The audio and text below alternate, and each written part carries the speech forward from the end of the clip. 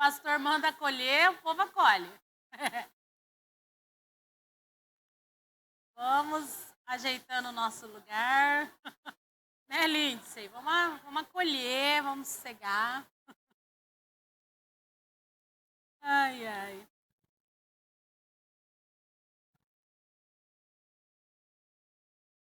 Então, vamos lá, gente. Vamos começar a nossa aula. Dá para ouvir bem aí? Bem? Vamos sentar. Isso. O pessoal senta tudo para o fundo, ninguém senta aqui na frente, né? Igual a escola. A gente senta.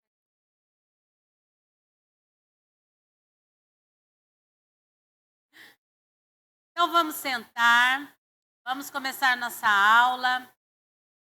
Hoje, nós vamos falar um pouco sobre imagens de uma igreja.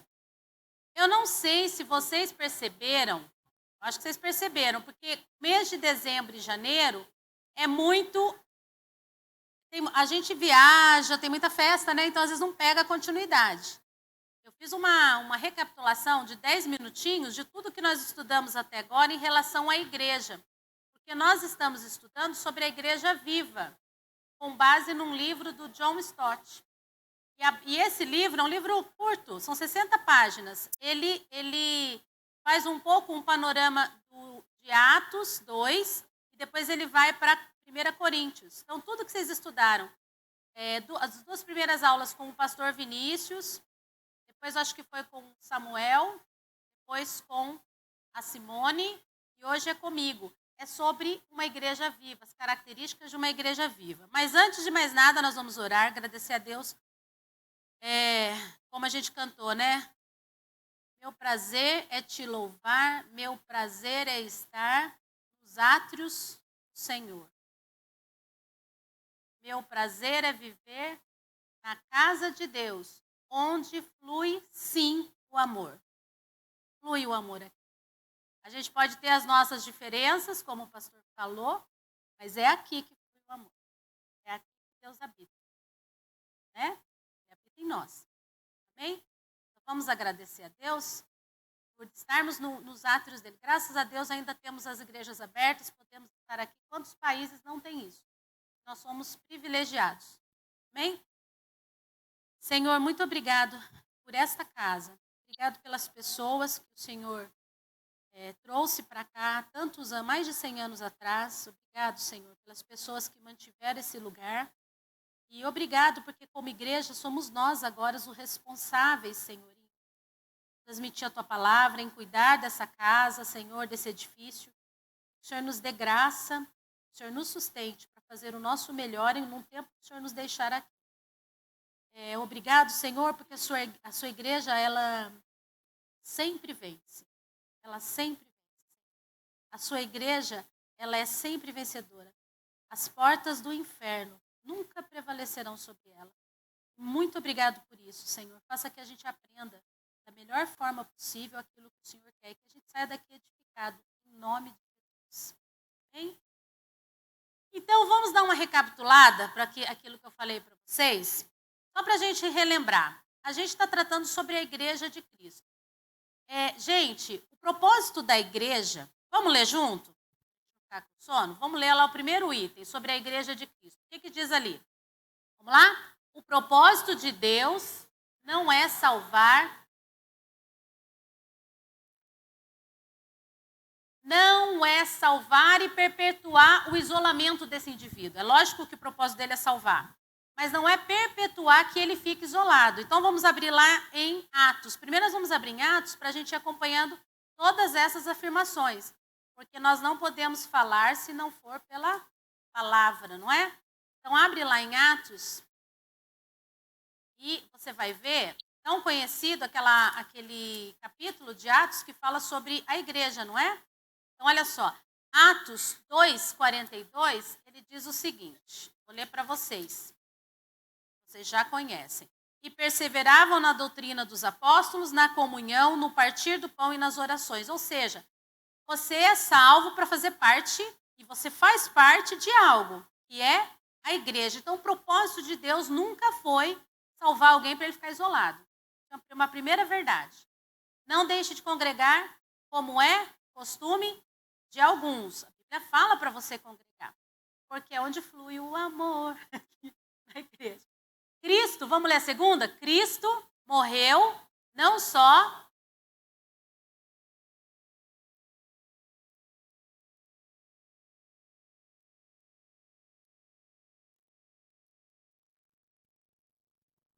Olha lá, Tito 2,14. Gente, olha que interessante esse versículo. Tem tanta coisa interessante na Bíblia que às vezes passa despercebido pela gente, né? É muita coisa. Olha que interessante. Ele deu a si mesmo por nós, ele Jesus, a fim de nos remir de toda iniquidade. Mas para quê? A fim de nos remir de toda iniquidade e purificar para si mesmo o quê? Um povo. Então, ele remiu individualmente para edificar a ele um povo, ou seja, uma igreja, exclusivamente seu, dedicado a quê? A prática de boas obras. Então, olha a outra verdade que nós aprendemos aqui. Primeiro, que a gente não foi salvo para viver sozinho. Segundo, que esse Salvador nos redimiu com um propósito. Para quê? Para fazer um povo exclusivo para ele, que é a igreja. E esse povo tem que fazer o quê? Boas obras. Você está fazendo boas obras? O que você está fazendo? Pensa nisso. Nós temos que nos avaliar sempre. Será que a gente está fazendo boas obras? E aí a gente tem a terceira afirmação. Vamos lá? Planejou, idade passada.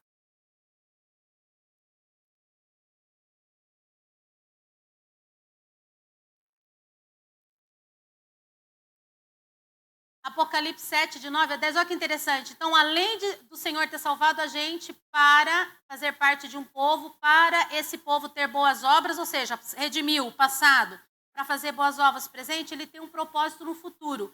Atos 7 diz assim, ó, 7, 9 e 10. Ele diz assim, depois, gente, esse texto, você consegue se ver nesse lugar um dia? Apocalipse. Falei, Atos? Me corrijam, como diz o professor Valdemar. Ó, Atos, Apocalipse, eu estou com Atos na cabeça, gente, eu sei Atos, mas vamos lá, Apocalipse 7, do 9 ao 10. Olha que coisa bacana, você consegue se imaginar nesse dia? Depois dessas coisas, vi e eis grande multidão, que ninguém podia contar, de todas as nações, tribos, povos e línguas. Consegue imaginar, gente, nesse dia? Em pé, diante do trono e diante do Cordeiro, vestido de vestes brancas, com ramos de palmeiras nas mãos, e clamando com voz forte, dizendo, ao nosso Deus, que está sentado no trono, e ao Cordeiro pertence a salvação. Não é maravilhoso? Consegue imaginar? A gente lá, com as palmeiras na mão, e aí tem um chinês do lado, tem um negro do lado, tem um branco do lado, tem um loiro do lado. Todo mundo, eu sei lá que língua que vai falar no céu, mas se for pensar nas culturas, cada um, os mais animados vão ser os africanos, com certeza. Porque eles são animados. O culto africano é a melhor coisa que existe. Mas, enfim, já imaginou esse dia? Então, Deus tem um propósito para a igreja no futuro. Que maravilha, não é? A gente aprendeu isso? Essas aulas para a gente ter a certeza disso. Para a gente entender o que é ser igreja. Como que é uma igreja viva. Na primeira aula, Atos 4, 42 a... Não é 42 a 17 não, gente. A 47, tá? Olha que interessante. Lá em Atos, o pastor Vinícius, na primeira aula dele, que foi em dezembro, ele falou sobre 4 marcas de uma igreja cheia do Espírito. Quem pode ler bem alto? Atos 4. Alguém tem um microfone para passar aí? O Afonso tem, ó. Levanta a mão. Atos 4, 42 a 47. Quem pode ler? 2. Isso, vamos corrigindo. Gente, Covid, 2 vezes Covid e eu fiquei muito esquecida. Não estou brincando, não, é sério. Vamos lá. Atos 2, 42 e 47. E perseveraram na doutrina dos apóstolos, na comunhão, no partir do pão e nas orações. Em cada alma havia temor, e muitos prodígios e sinais eram feitos por intermédio dos apóstolos. Todos os que creram estavam juntos e tinham tudo em comum. Vendiam as suas propriedades e bens, distribuindo o produto entre todos, à medida que alguém tinha necessidade. Diariamente, perseveraram unânimes no templo, partiam o pão de casa em casa e tomavam as suas refeições com alegria e singeleza de coração, louvando a Deus e contando com a simpatia de todo o povo. Enquanto isso, acrescentava-lhes o Senhor dia a dia os que iam sendo salvos. Amém. Olha que interessante. 4 marcas de uma igreja verdadeira. Não se iluda, a igreja de Atos tinha problemas. Porque onde tem pecador redimido, tem problema. A gente às vezes olha para a igreja de Atos e fala, nossa, ela era perfeita. Não era, ela lutava contra a heresia, ela tinha as dificuldades dela, mas ela é um padrão para nós, porque ela está aqui na palavra de Deus. Amor, tem que tirar. Porque ela está aqui na Bíblia para nos ajudar. Para nos ajudar a entender qual é as marcas de uma igreja cheia do Espírito de Deus. Então, olha só, a primeira marca que tinha essa igreja é o estudo. Então, eu quero saber se a minha igreja... Nossa, está uma microfonia aqui. Eu quero saber se a igreja, ela é uma igreja de acordo com o padrão de Deus. A primeira coisa que eu tenho que pensar, ela tem estudo? Nós estudamos, irmãos, escola bíblica é importantíssimo. Importantíssimo para a igreja ter estudo. Então, lá em Atos, eles estavam na doutrina dos apóstolos, porque eles não tinham o Novo Testamento escrito ainda, por isso que era a doutrina dos apóstolos. E é interessante a gente pensar que a fonte deles era a doutrina dos apóstolos, que depois se torna o Novo Testamento. Então, a igreja, a primeira marca dela é uma igreja que estuda. Não só na hora da escola bíblica, mas que os seus membros, que é a igreja, em casa, pega a Bíblia, abre a Bíblia e estuda. Qual é o seu tempo de estudo? Quanto tempo você leva de estudo? A palavra, não digo ler, de estudar. Isso é marca que você faz parte de uma igreja bíblica. Segundo, comunhão. Ajuda mútua, graça e generosidade. É interessante porque conforme tinha necessidade, eles vendiam os bens. Isso é muito interessante, não é no sentido assim, eu quero mostrar que eles eram muito bons. Não, eles realmente dividiam os bens conforme alguém tinha necessidade, mas veja bem que era conforme alguém tinha necessidade. E isso a gente deve fazer. Então, por exemplo, eu tenho um irmão da igreja que está morando na rua. É um absurdo se um irmão meu está morando na rua. É um absurdo, porque isso é uma necessidade. Então, quando diz necessidade, era algo que realmente precisava. É diferente de, por exemplo, eu ter um irmão que, de repente, precisa de uma cesta básica. Ele precisa de a necessidade dele é essa. O que faz uma marca da igreja ser viva é ele entender na comunhão que ele tinha uma ajuda mútua. Para isso, é preciso eu saber a necessidade do outro. Você reparou que o texto diz conforme a necessidade? Como que eu ajudo de forma correta e bíblica se eu não conheço o irmão, se eu não sei a necessidade dele? Às vezes a necessidade dele não é nem que eu dê dinheiro para ele. Isso talvez não ajude. É que eu arrume um emprego, é que eu ajude de outra forma. Vocês estão me entendendo? A igreja, ela precisa entender a necessidade e ajudar. Então vamos pensar aqui, será que a gente tem ajudado? Não precisa falar o que você faz. Você e Deus. E a igreja também tem que ajudar. A gente sabe que aqui na igreja, eu não sei muito, mas o pessoal que mexe com a parte, os diáconos, eles sabem que eles ajudam, mas eles não fazem propaganda sobre isso. E eu acho isso muito legal. Porque não é para fazer mesmo. Você não vai expor a família que você está ajudando, porque talvez a família não se sinta bem com isso. Mas nós, membros, podemos e devemos estar perto dos irmãos para entender a necessidade. E mesmo que a gente não conte para ninguém, a gente vai lá e ajuda. Era assim uma marca da igreja. A terceira, a adoração prazerosa. Olha o que fala 46. Diariamente perseveravam unânimes do templo, partiram do pão de casa em casa, tomavam suas refeições com alegria e singeleza de coração. Ao mesmo tempo que se sentiam alegres, é uma adoração alegre e reverência. Irmãos, não tem nada de errado da gente adorar a Deus de forma alegre.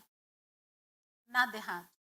Levantar as mãos para exaltar o Senhor, bater palma, pode. Se você está alegre, faça isso. tudo com reverência, mas você deve saber, essa igreja tinha alegria. Eu estou lembrando da África hoje. Na África, é fantástico o culto deles. Eu fui lá, né, em 2011, eu tenho muitas gravações, um dia eu trago para vocês. Eu nunca vi um povo tão animado com a igreja. Entravam batendo palma, as mulheres, entra todo mundo. Demora muito até. Oferta, todo mundo oferta. Às vezes a oferta era um saco de alguma coisa de comida, mas ofertava. Totalmente diferente da gente. E eu lembro que eu conversei com um africano quando eu estava lá, ele me disse assim, eu acho engraçado vocês lá no Brasil, eu conheço muito brasileiro que vem para cá, vocês têm tanto instrumento, né? Mas vocês não cantam bonito igual a gente. Eu falei, é verdade mesmo. Não. E eles não têm instrumentos. Eles eram no gogó, né? Eu fui se eu puder eu trago para vocês, eu fui numa creche lá, eram umas crianças desse tamanho, e eles cantavam uma música que não sai da minha cabeça, essa parte que falava João Batista, porque eles falam português de Portugal. João Batista era um pobre, e era alguma coisa assim a música. E aí o menininho puxava a música, todo mundo ia. De repente, no meio da música, ele gritava, aleluia. Aí uns menininhos lá, aleluia. Aí o outro, aleluia. Eu falei, gente, eles ensaiam? Não é deles, é natural. É um louvor espontâneo que eles mudam as vozes e ninguém toca violão, nada. Então a adoração tem que ser alegre. Alegre. E não é você que tem... Deixa eu ver se eu estou sentindo alguma coisa para adorar. Você adora porque Deus é digno de louvor. Estou arrasada, estou destruída. Mas ele é digno de louvor, aqui é o átrio dele. Então, a marca de uma igreja saudável é aquela que adora, mesmo que o louvor não seja o mais bonito, a pessoa que está cantando não é mais afinado. Às vezes até atrapalha, né? Às vezes o louvor até atrapalha. Você vai porque você está louvando no átrio do Senhor. E a quarta marca era que o pastor Vinícius deu aula, é que é uma igreja que tem crescimento. Então, quem que dava esse crescimento? Era Deus. E o Senhor acrescentava os que iam sendo salvos. Mas tem um detalhe. Quem trabalhava para esse crescimento era a igreja. Era o evangelismo. O quanto a gente evangeliza? Vamos lá, pensa. Quanto eu evangelizo? O meu vizinho, alguém do meu trabalho, alguém que está muito próximo de mim, ou longe mesmo. Como que é o meu evangelismo? Marca de uma igreja que é uma igreja saudável, ela evangeliza. E Deus acrescenta. Gente, isso não dá um alívio na gente? Porque às vezes parece que você vai pregar, você fica, quando será que se converteram? Será que ele vai ouvir? Mas na verdade quem dá o crescimento é Deus. Eu abro a minha boca, oro, me esforço. Tem uma frase sexta-feira, que a gente foi no lançamento de um livro, achei fantástica. Era um rapaz cristão. O Afonso fez o desenho do livro dele e ele lançou o livro. Tá linda. Parte do desenho, ó, linda, propaganda. Mas, o que eu achei interessante? Ele foi lá na frente e ele falou assim, ó, a força vem de Deus, mas o esforço é nosso. Porque o poder de Deus se aperfeiçoa na fraqueza. Então, eu sou fraco, porque a minha força vem de Deus. Mas o meu esforço é um papel que eu tenho que fazer. Eu me esforço e o poder de Deus transforma a vida das pessoas. Mas eu evangelizo. O poder de Deus transforma a vida dessas pessoas. Vamos falar as 4 marcas, então? Vamos lá? Estudo, comunhão, adoração, crescimento. Mas aí veio a segunda lição, que fala sobre os imperfeitos, e aí a gente já vai entrar em 1 Coríntios. Abre lá em 1 Coríntios 1, 1 ao 17. Olha que interessante. Eu amei essa parte aí, eu não assisti essa lição, mas eu achei muito interessante, porque ela fala o seguinte... 1 Coríntios 1, de 1 a 17, é a carta que Paulo escreveu, que nós vamos trabalhar ela hoje. Paulo escreve essa carta para os Coríntios. Mas olha que interessante. Do versículo 1 ao 17, olha o que diz. Então, vamos lá. Quem pode ler do 1 até o 3? Quem pode ler? Levanta a mão que o Afonso vai. Ali, ó, Leila. Olha o que diz.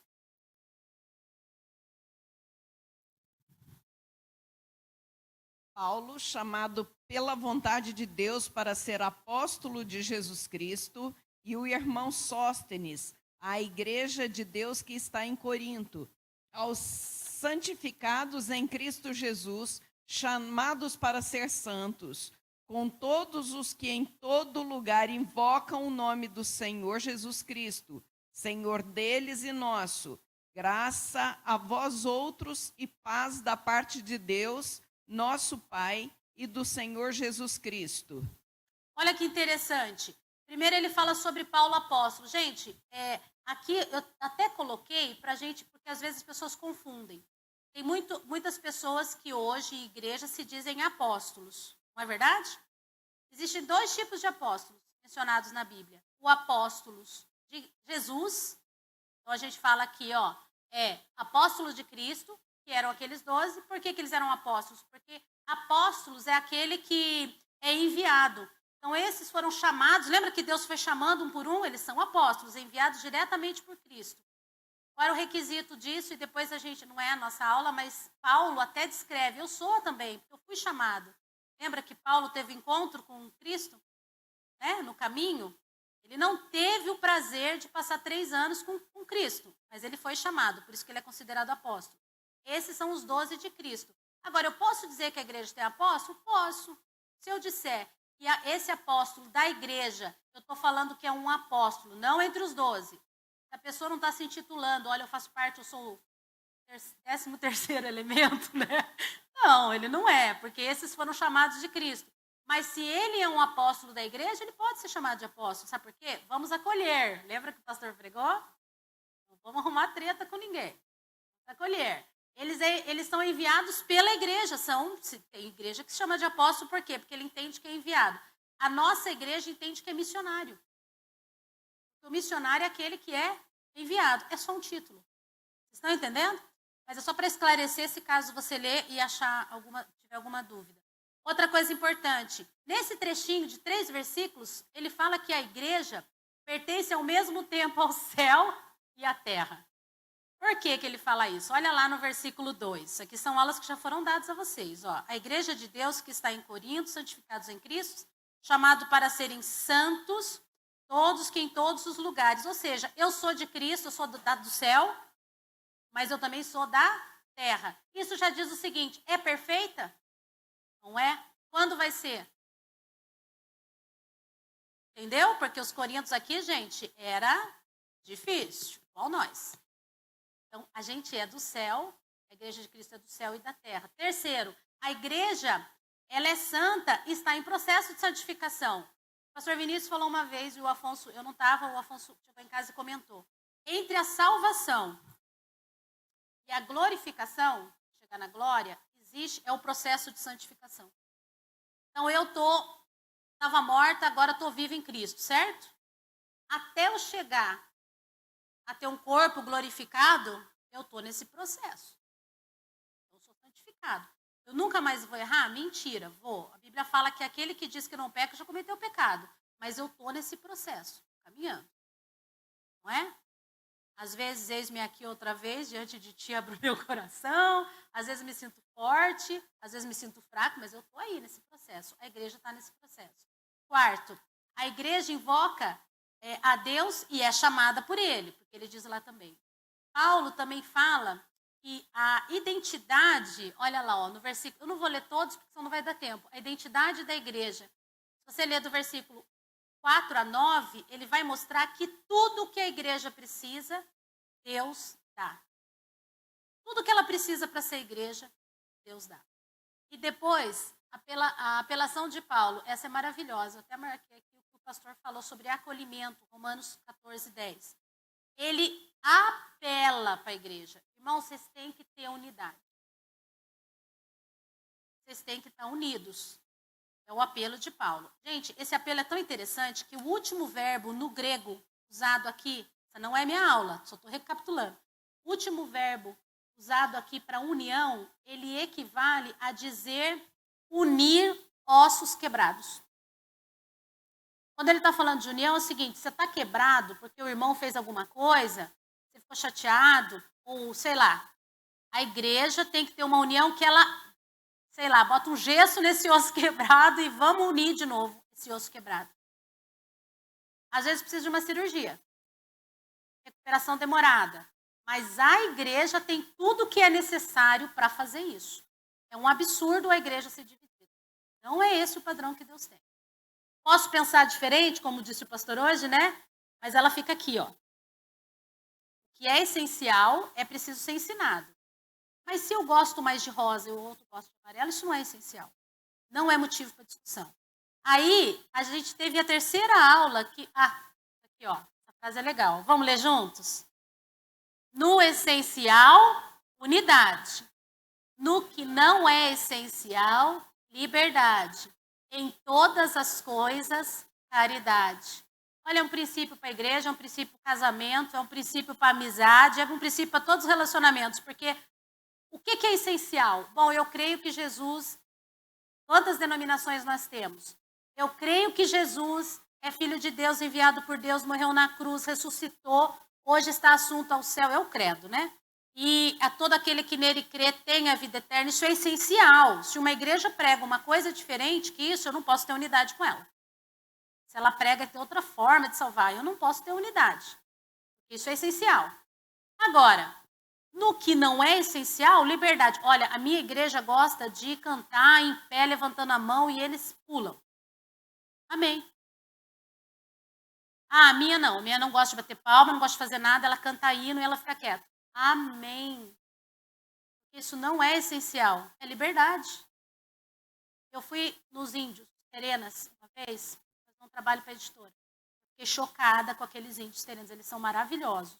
É a tribo mais evangelizada do mundo. Mais de 95% são cristãos. 90, sei lá, quantos são protestantes e 5 são católicos. São maravilhosos. O culto dele, eu vi até índio terena cantando uma música meio punk. E vi as senhoras do grupo de oração que parecia Assembleia de Deus. Tudo no mesmo culto. Não tem como você não se enquadrar na igreja de algum jeito. Uma coisa maluca. Eu olhava para o meu amigo e falava, olha que bacana. E os de idade... louvando com a turminha punk. E a turminha punk cantando um hino com a turminha de idade. Eu achei aquilo tão maravilhoso. Foi lá nos Terenas, Mato Grosso. Então, vamos ler de novo? No essencial, unidade. No que não é essencial, liberdade. E em todas as coisas, caridade. Casamento também serve. Não é verdade? Bom, e aí a gente vem para a terceira aula, que é o poder na fraqueza. Gente, a igreja verdadeira, abre aí, ó, 1 Coríntios 1, 18 a 25. Ela diz assim, eu achei tão maravilhoso esse texto também, ó. Certamente a palavra da cruz é loucura para os que se perdem, mas para nós que somos salvos, ela é poder de Deus. Pois está escrito, destruirei a sabedoria dos sábios e aniquilarei a inteligência dos inteligentes. Olha que coisa interessante. O poder da cruz de Cristo. Vocês sabiam que os judeus esperavam, na época que Jesus veio, o Messias? Certo? Você falou tanto comigo, porque eles esperavam. Mas eles esperavam que vinha um Messias fortão, bombado, guerreiro, que ia subir no cavalo dele com uma espada, ia matar os romanos que estavam ali oprimindo aquele povo. Ele ia vir com um exército e aquela coisa sanguinária, e aí eles iam ser libertos. Os judeus esperavam algo parecido com isso. Por isso que a Bíblia conta que os judeus ficavam pedindo sinais. Ele faz sinais? Porque eles esperavam um Deus, e o Messias, né, que viria, muito guerreiro, que ia libertar eles do problema momentâneo deles. Que era o que na visão deles? Eu sou de Deus, mas eu estou oprimido por esse povo romano aqui. Já os gregos, e por que eu estou falando dos gregos? Porque a gente está falando de 1 Coríntios. Coríntios era uma cidade grega que estava sob o domínio romano. Então ali tinha grego, tinha judeu, tinha romano. Os judeus esperavam, com a vinda de Jesus, esse tipo de coisa. Os gregos achavam que havia um homem extremamente sábio. Extremamente sábio, com a sabedoria humana. Sabe aquele filósofo que ia sentar e falar, deixa eu dizer a minha sabedoria para vocês? Eles achavam que não era guerreiro, porque grego era da sabedoria. Pá. Romano, judeu, aquela coisa já era mais do fight. E aí ele achava que ia ser isso. O que acontece? Por isso que ele diz, a cruz é loucura.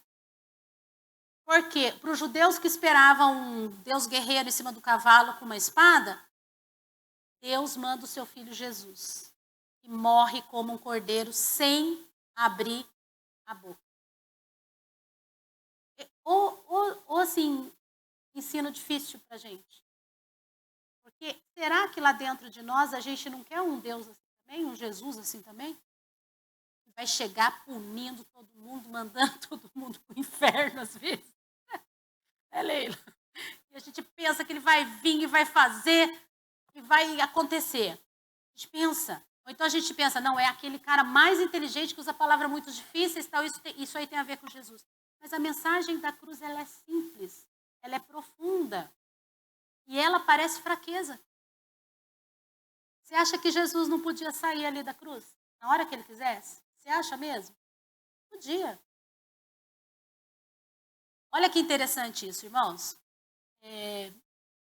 A fragilidade humana é o terreno no qual se manifesta o poder divino. A perspectiva humana da cruz é diferente da de Deus. A loucura da pregação. A loucura da pregação é a mensagem da cruz. Então, você imagina chegar para um judeu, esperava esse Deus, guerreiro, e chegar então, esse Jesus, ele veio, morreu pelos seus pecados na cruz. Cruz, morte mais vergonhosa que tinha para o romano. E ele morreu na cruz porque você é pecador e esse salário do pecado vai chegar e tem que ser pago e você não vai conseguir pagar porque você é pecador. Ninguém no mundo consegue pagar. O único que pode pagar é Jesus. Vocês conseguem entender a mensagem da cruz? Ela é assim, ó. Por exemplo, a Janine tem a Amanda. Ela ama a Amanda. Quem não ama a Amanda? Ela figura.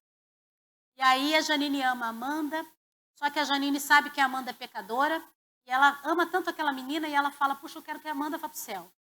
Ela tem que pagar o preço do pecado dela. Eu morreria pela Amanda, eu vou pagar o preço por ela. Só que a Janine não pode pagar o preço pela Amanda, sabe por quê? Porque a Janine tem que pagar o preço do próprio pecado dela, porque todos pecaram. Então Deus, na sua infinita misericórdia, fala, o único que não pecou, que pode pagar o preço de quem pecou, é meu filho Jesus.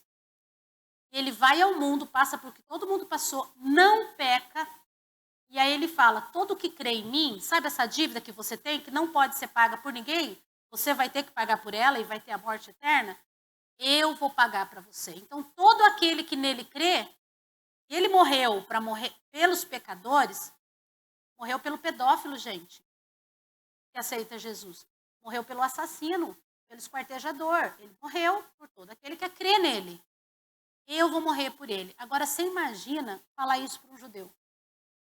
Ele veio morrer justamente por aquele que o judeu queria matar. Vocês estão entendendo que é loucura a mensagem da cruz? E aí Paulo fala assim, ó,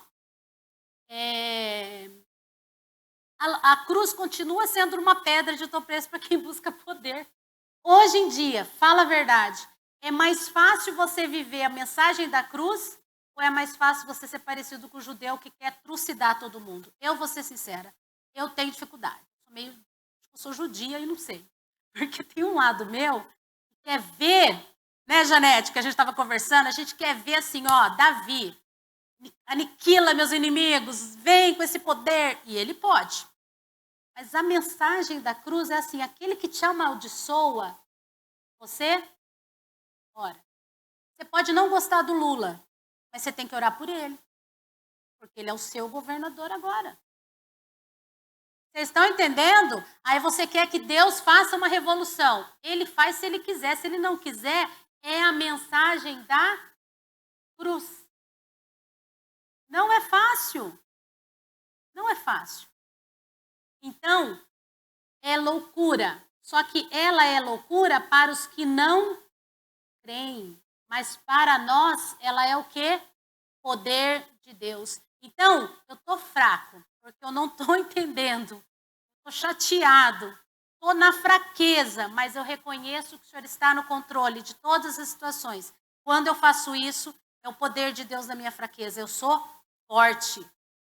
Não porque eu sou forte, eu sou fraco ainda. Eu ainda estou triste, eu estou chateado. Não estou entendendo, mas eu entrego para Deus, sei que Ele tem o controle, então eu sou forte. E eu passo por essa situação fortalecido. Porque igreja é aquela que acredita na mensagem louca da cruz. Se você não está entendendo a mensagem da cruz, você tem que entender. Porque você é a igreja. Amém? Agora, o último, que é o Espírito e a Palavra, na última lição, ele fala basicamente o seguinte: as 3 personagens da Trindade tiveram a intervenção na composição da Escritura.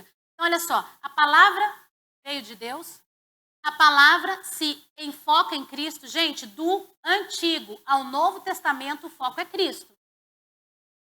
Tem uma revista da editora, dos Juniores, que ele mostra, do Antigo ao Novo. Então, ele mostra assim, Jardim do Éden, Jardim Getsemane. Bezerro de ouro, Jesus Cristo crucificado.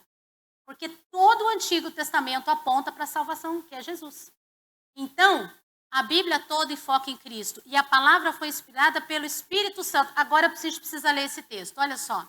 Abre lá em Coríntios 2:6. Diz assim, ó.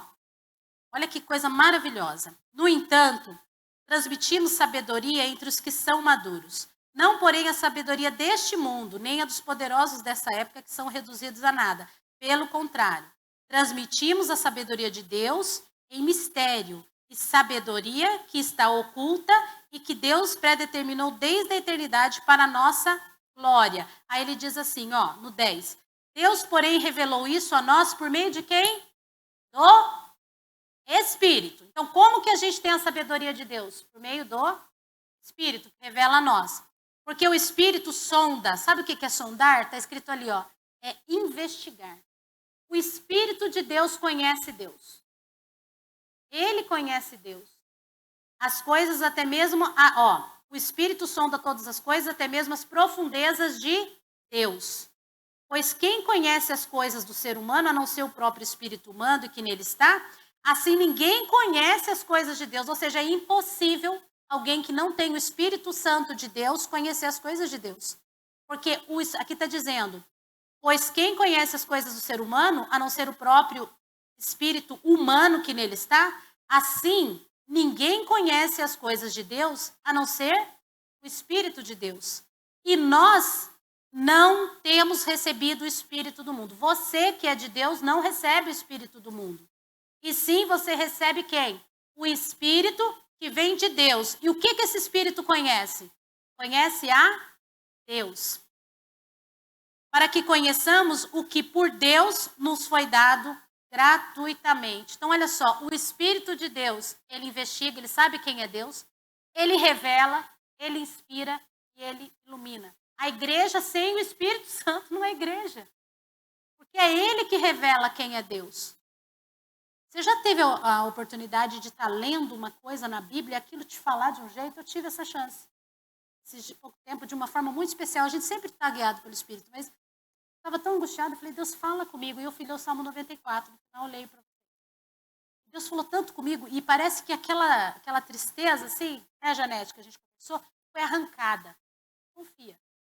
Arrancou. Porque é isso que o Espírito Santo faz na igreja. E hoje nós vamos ver esse trechinho que vai falar sobre as imagens. Paulo explicou tudo isso aqui que a gente está vendo nas aulas anteriores, né? Que a gente aprendeu nas aulas anteriores em 1 Coríntios. Hoje a gente vai ver mais um pedacinho de Coríntios que vai falar de imagens que foram usadas para representar o que é a igreja. Então a gente viu várias coisas sobre a igreja.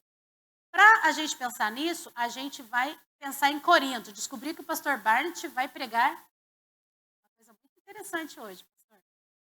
Porque o Afonso fez a apresentação, eu estava vendo. Não percam o culto da noite. Não percam. Muito bom. Ele vai falar, ele vai citar Corinto também. Então, eu já peguei o que ele não vai citar muito para citar agora, você já fica preparado para o culto da noite. Porque Deus falou de acolhimento no pastor, e nós estamos falando que a igreja tem unidade.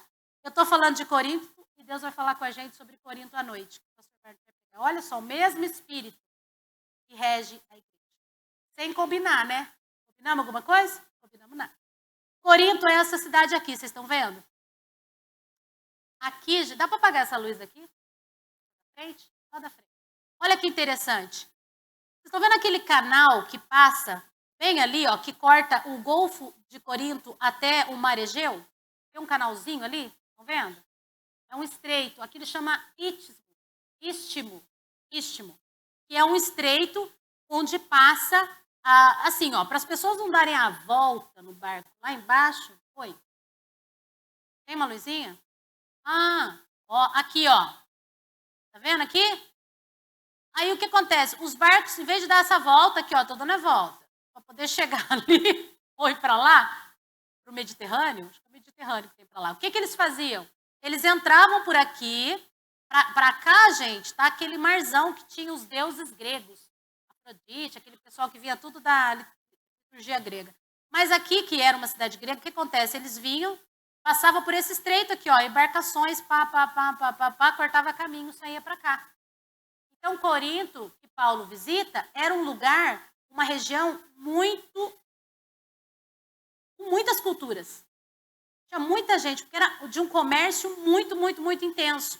Se a gente pensar como era, só para ter uma ideia básica, assim, ele era um centro comercial muito próximo, tinha a idolatria de vários deuses gregos, muitos veteranos de exército, raças, línguas e culturas, filósofos, mercadores, marinheiros, escravos, libertos, comerciantes, e tinha tudo quanto é forma de vício. Nem vale a pena falar. Era assim. Então, era um lugar cosmopolita, grande. E Paulo vai lá. Mas como será que Paulo chegou nesse lugar? Olha só. Quando Paulo chegou em Corinto, pela primeira vez, ele estava experimentando grande desânimo. A gente imagina que Paulo nunca desanimava, né?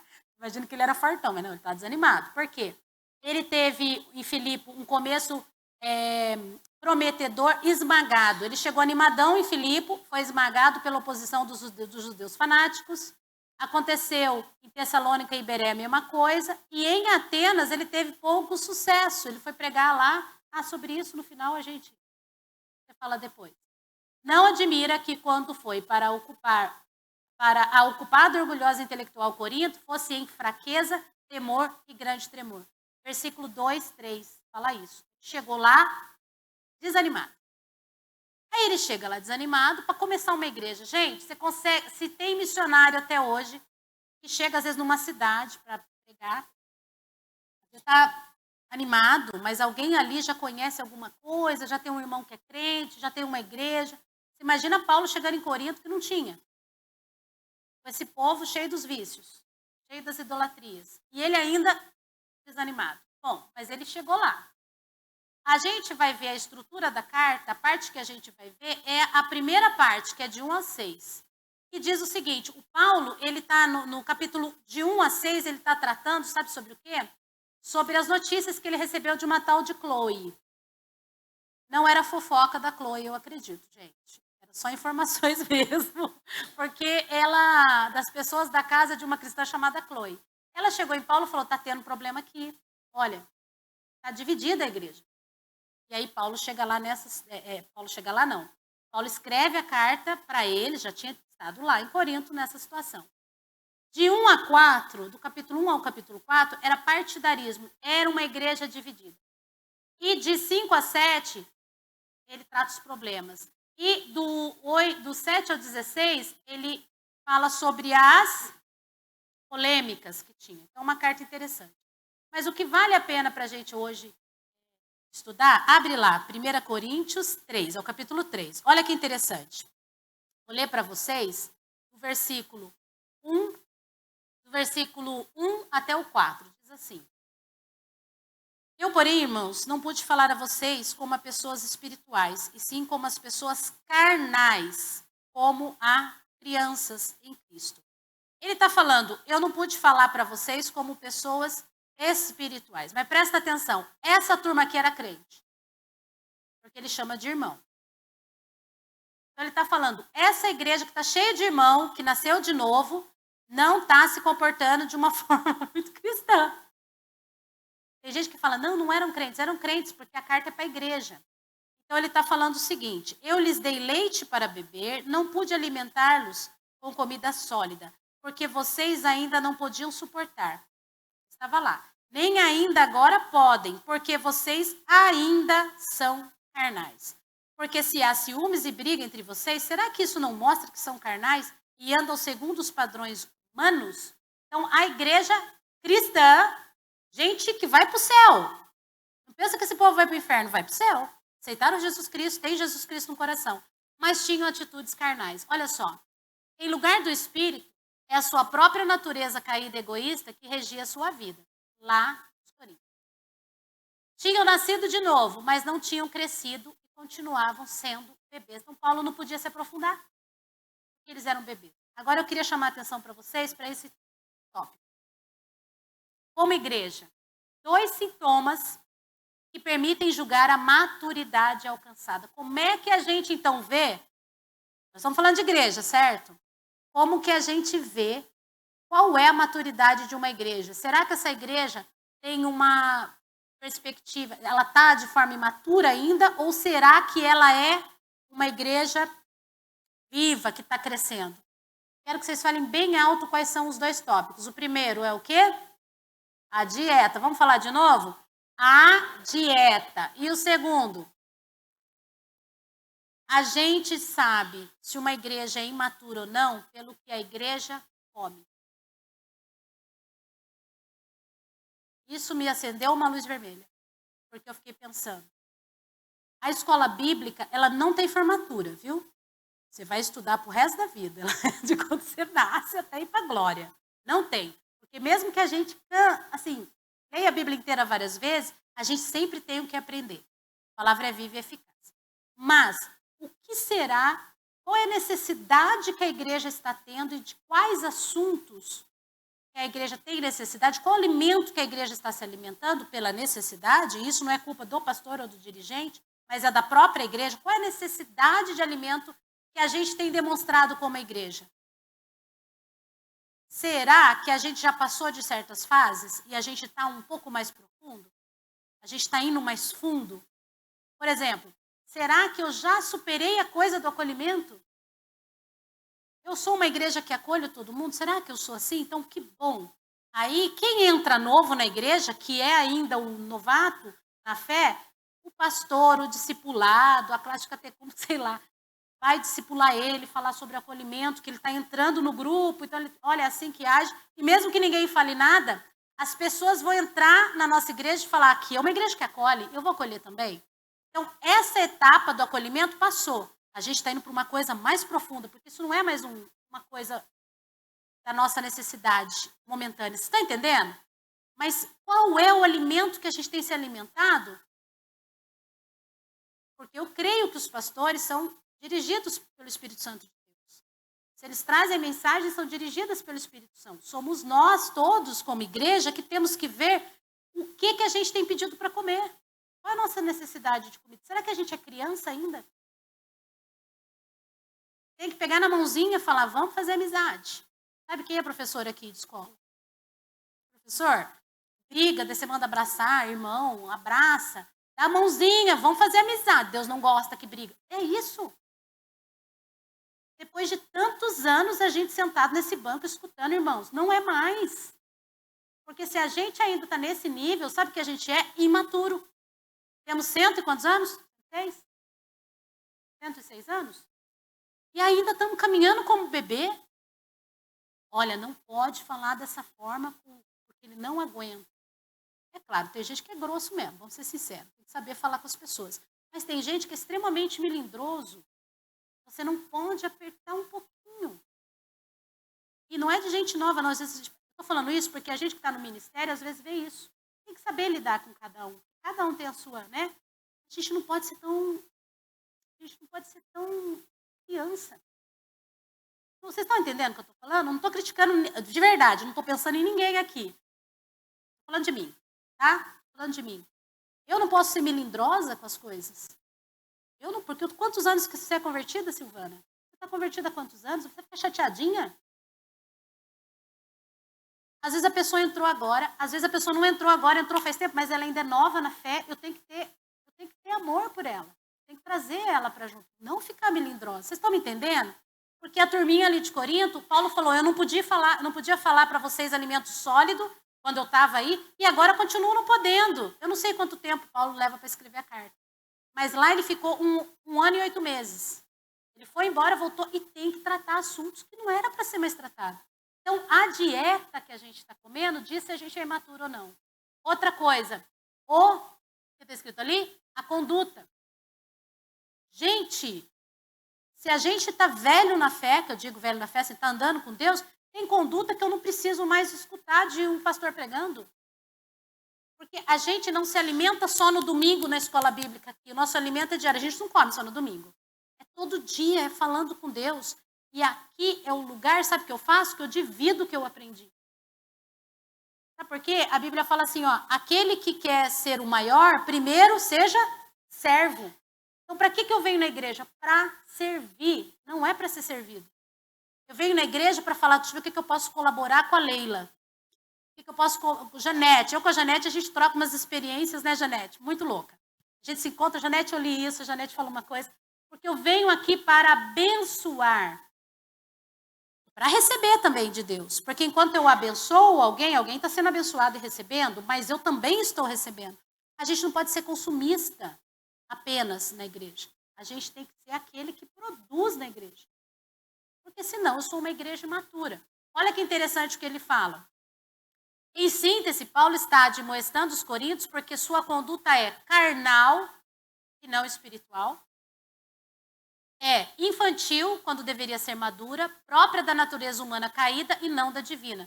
Por isso havia na igreja contendas. Sabe por que há contendas e divisão na igreja?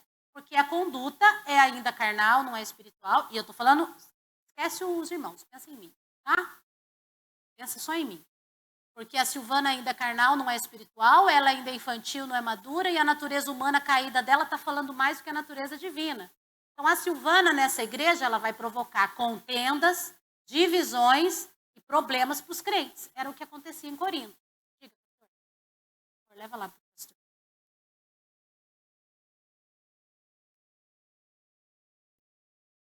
Aí, se o problema é a Silvana, a gente pensa, vamos tirar a Silvana. Tira a Silvana, transfere a Silvana para uma outra igreja, aí está resolvido o problema. Uhum. É isso? Não, não é. Não vai resolver tirar a Silvana. Eu não posso simplesmente destacar o joio e falar, não, isso aqui é joio. Eu reconheço que é joio. Então vamos tirar o joio do meio do trigo e está resolvido. Não vai resolver. Aí vai se levantar outro joio, e outro joio, e outro joio, e outro joio. Então vamos conviver com isso e produzir crescimento. Não é um problema da Silvana, é um problema de todos nós. Toda igreja tem trigos e tem joio, né?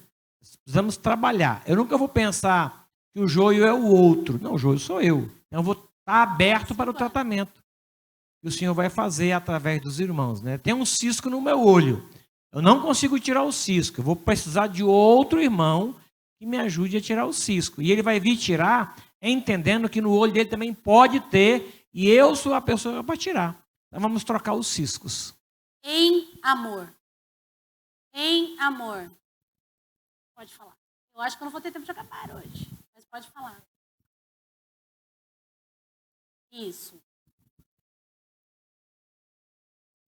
Nós temos que clamar pela maturidade espiritual da nossa igreja.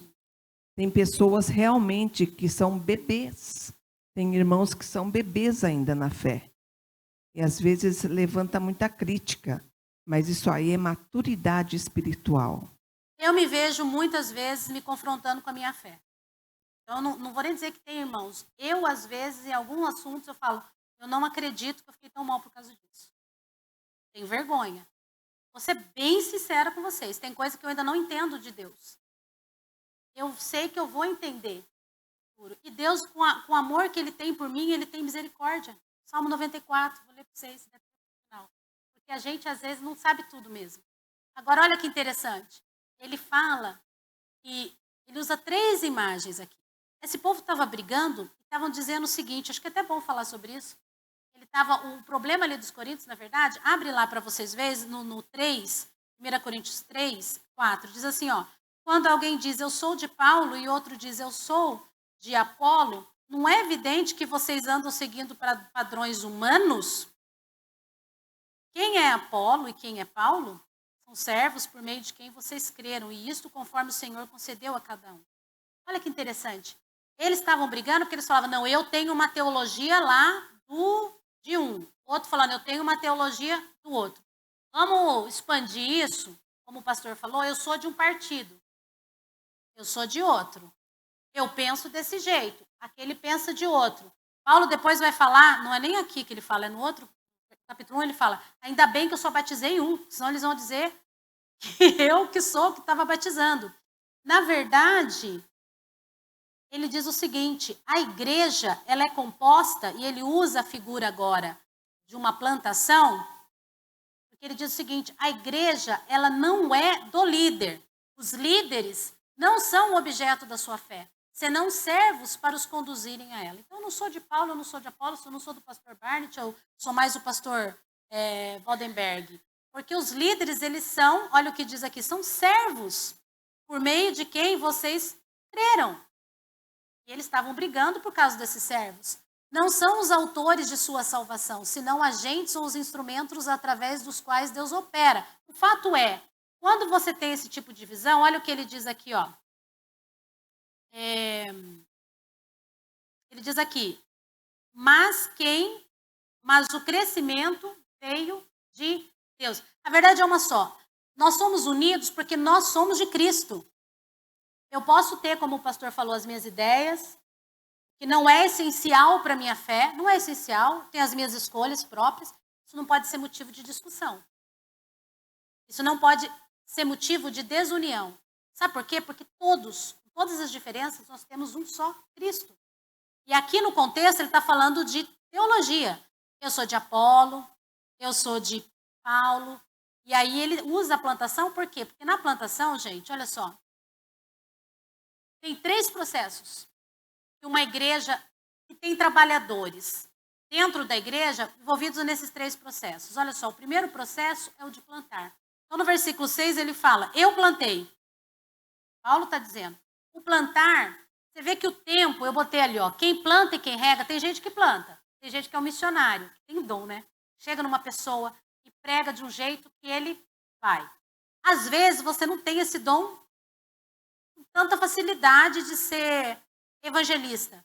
Você não tem. Mas pregar a palavra é para todos nós, porque você prega falando, você prega agindo, mas falar a palavra, proclamar é algo que é para todos.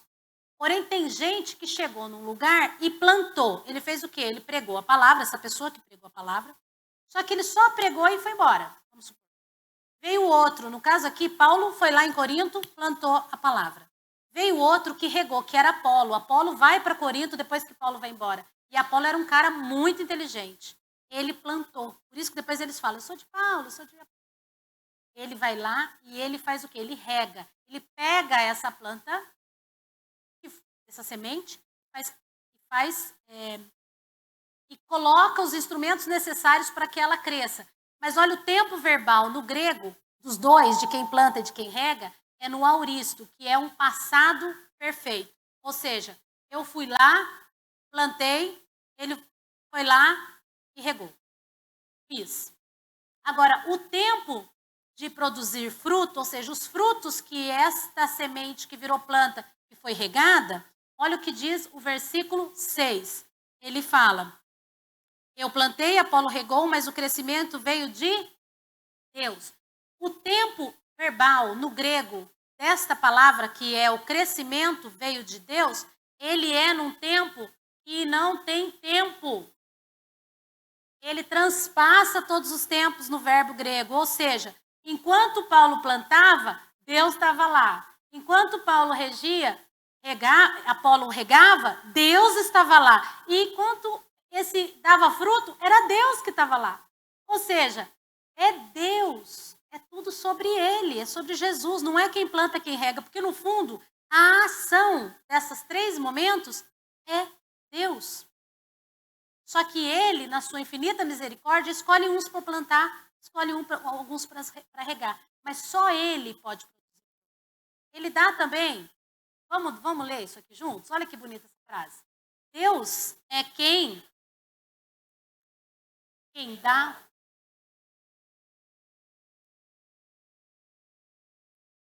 Portanto,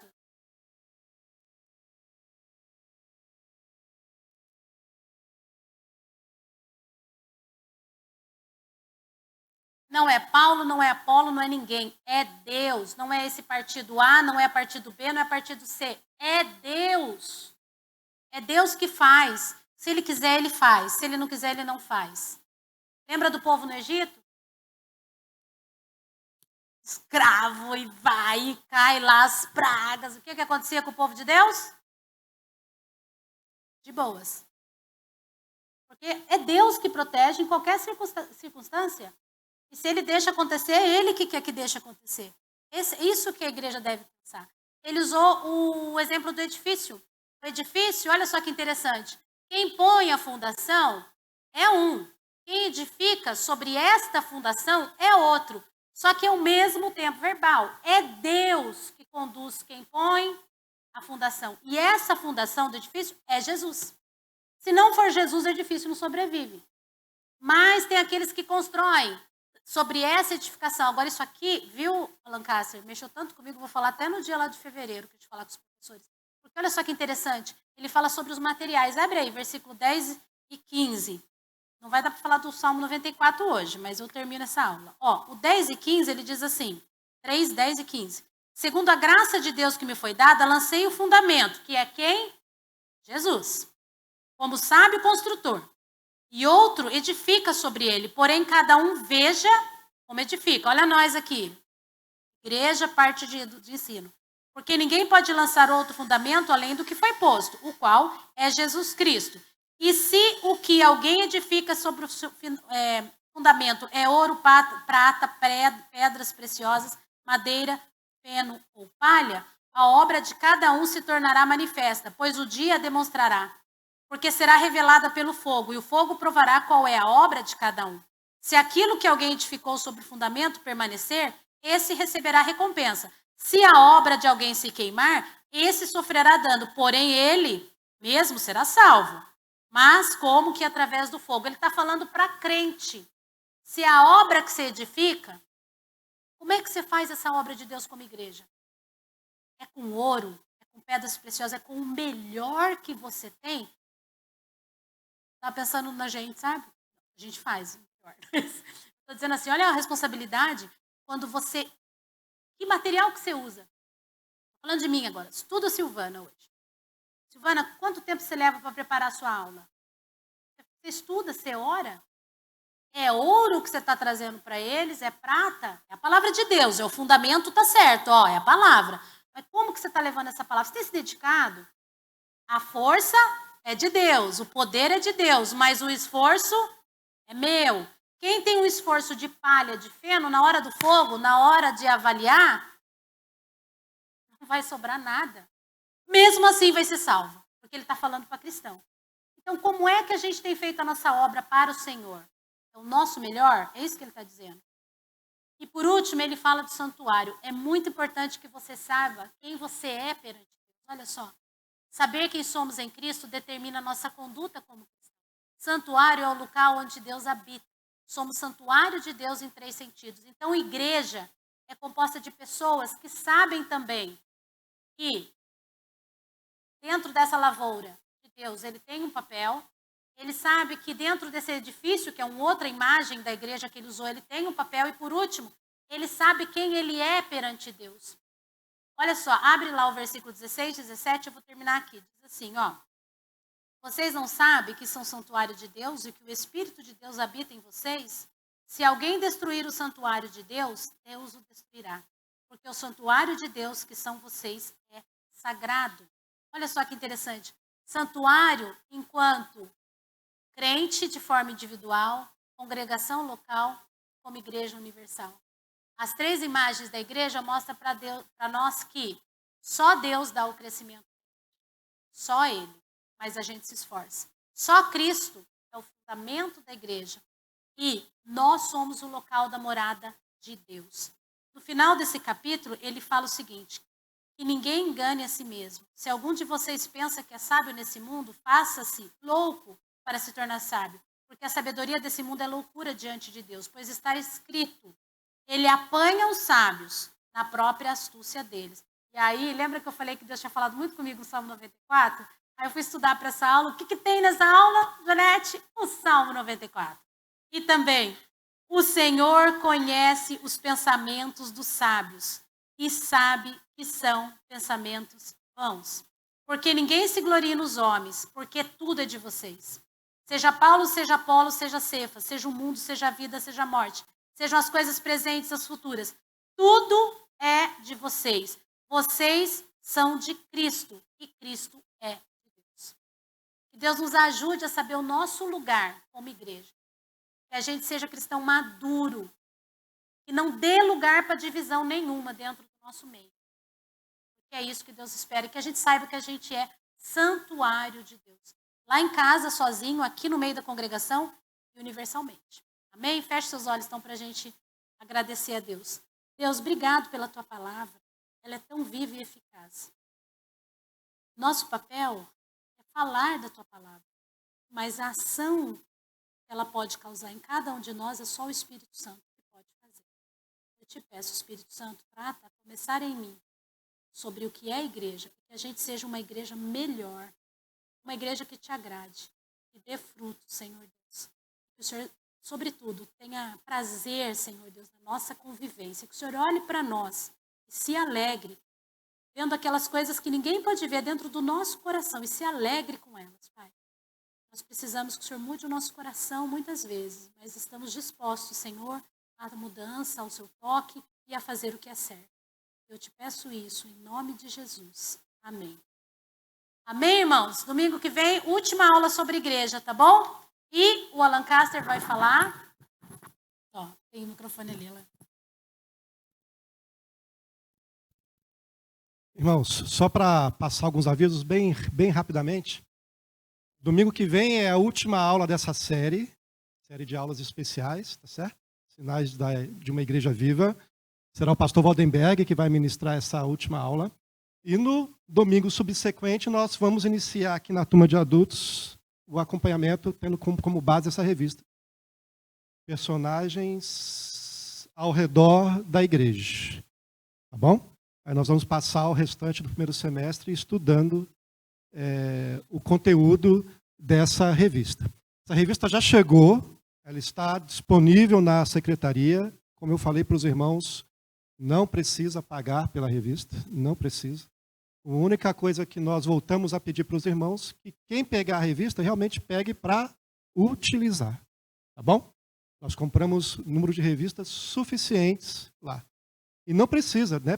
Porque compramos pegar a revista. Não precisa. Pegue quem quiser acompanhar as aulas. Sobrando lá as revistas, a gente guarda e na próxima compra a gente troca. Isso não é problema nenhum para nós, nem para a editora. A editora é sempre muito receptiva com o trabalho da igreja aqui. Tá bom? E, Silvana, muito obrigado pela aula. É de um carinho, é de uma atenção. Muito obrigado mesmo. Só para finalizar, você estava falando, me veio um versículo à mente. Eu queria dividir esse versículo que veio no meu coração com os irmãos. Eu não sei onde está. Eu sou ruim de saber onde está, mas sei que está lá. Eis que estou à porta e abro. Pode falar, completa. Isso, e bato. O que mais? Se alguém abrir... Ok. Então, o Senhor... Apocalipse 3:20. Obrigado. Olha só. Eis que estou à porta e bato. Se alguém ouvir minha voz... Amém.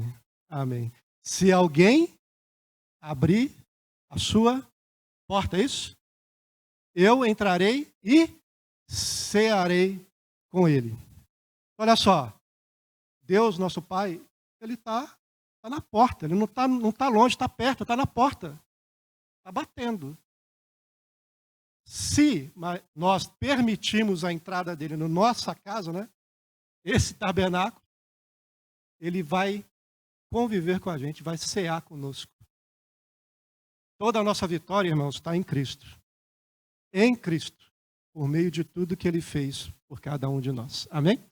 Obrigado. Então, assim, os irmãos podem passar na secretaria e a gente já vai estar entregando, tá?